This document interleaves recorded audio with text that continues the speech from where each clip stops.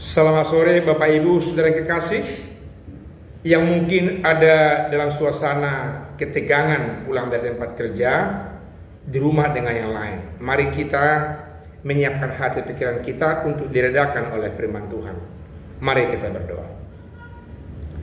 Bapa di sorga, Engkau yang punya roh yang menguasai hati dan pikiran kami, yang menyirami hati pikiran kami, sehingga kami pertama sekali ada damai di hati kami, dan damai itu yang mengalir kepada semua orang di sekitar kami, dan damai itu bersumber dari Tuhan yang punya roh, dan roh itulah yang menyirami hati, kalbu, pikiran dan kehidupan kami, sehingga sungguh-sungguh orang yang di sekitar kami sejahtera memperoleh berkat dari kehidupan kami. Mari Tuhan, datanglah Engkau, perdengarkan firman Tuhan yang kekal itu mengisi kehidupan kami. Dalam nama Yesus kami berdoa. Amin. Kamis tanggal 4 Juni 2020. Firman Tuhan buat kita terambil dari Injil Yohanes pasal 7 ayat yang ke 37 sampai ayat yang ke 39. Dikatakan firman Tuhan demikian. Air sumber hidup.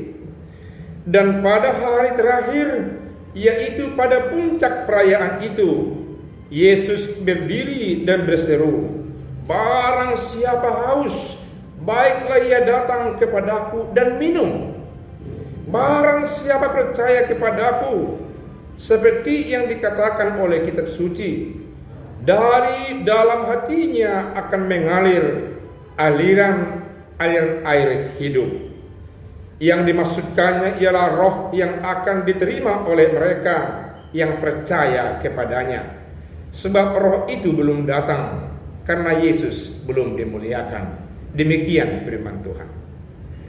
Firman Tuhan yang kita dengarkan ini muncul di Bait Allah ketika Yesus mengadakan pengajaran kepada orang banyak di saat merayakan pesta Pondok Daun. Satu pesta yang sangat disenangi, yang sangat disukai oleh orang Yahudi.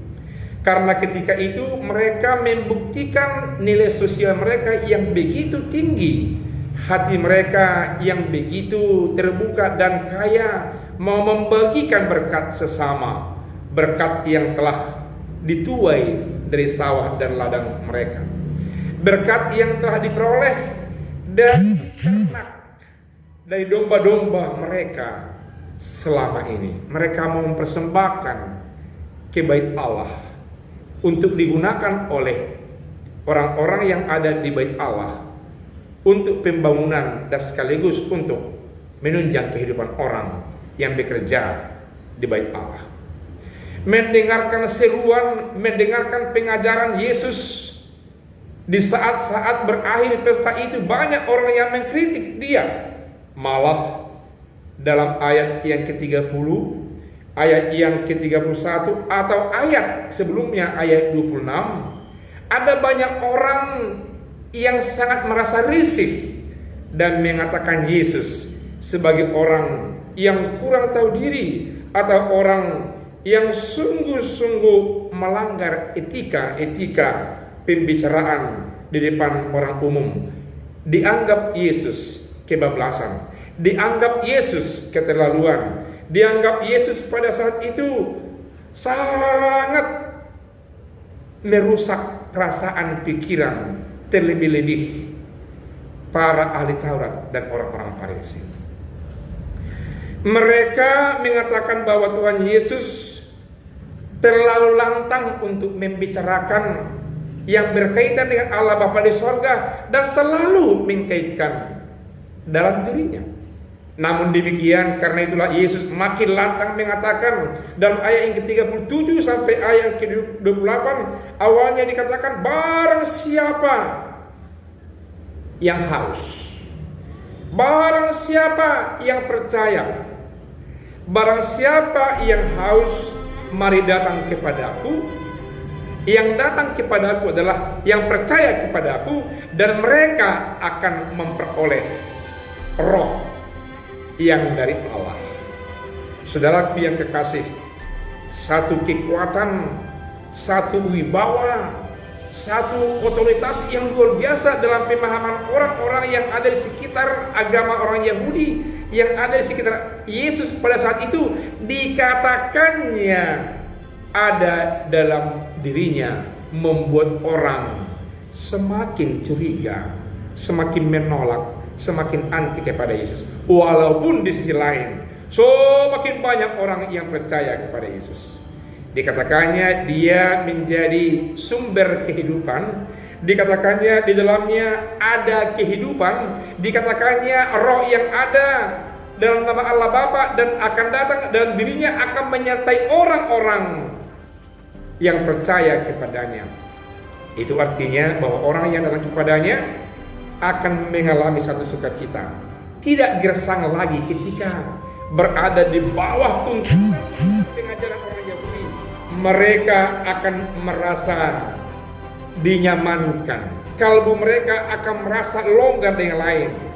Dan jikalau tidak ada dalam dirinya, mereka akan susah, mereka akan resah, mereka akan gelisah, mereka akan takut dengan yang lain. Saudaraku yang kekasih, apa yang menjadi penekanan firman Tuhan buat kita pada saat ini? Rasanya hidup kita banyak sekali yang membebani, yang di sekitar kita, mungkin anak-anak kita, mungkin keluarga kita, mungkin karena adat, karena tanggung jawab yang lain. Datanglah kepada Yesus, karena Yesus berjanji siapa yang datang kepadanya, Dia akan memberikan kehidupan orahan-orahan semua dari bahagian tubuh kita, orahan jaringan semua dari kehidupan sosial yang terkait dalam diri kita atau keluarga kita akan dihidupkan oleh Tuhan Yesus kembali, menjadi segar bugar, menjadi enak dan ringan bersama Tuhan Yesus. Mari kita ikuti protokoler bersama Roh Tuhan agar kita mengikutinya dengan enak, karena kita melihat mengikuti itu dalam nama Yesus. Firman Tuhan yang sederhana, firman Tuhan yang berharga, firman Tuhan yang kekal, firman Tuhan yang punya otoritas ini kiranya menyejukkan hati kalbu saudara-saudaraku. Amin. Kita berdoa. Bapa di sorga, terima kasih dengan sapaan firman-Mu.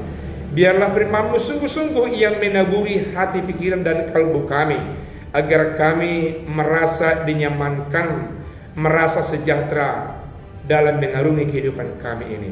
Dalam nama Yesus kami telah berdoa. Amin.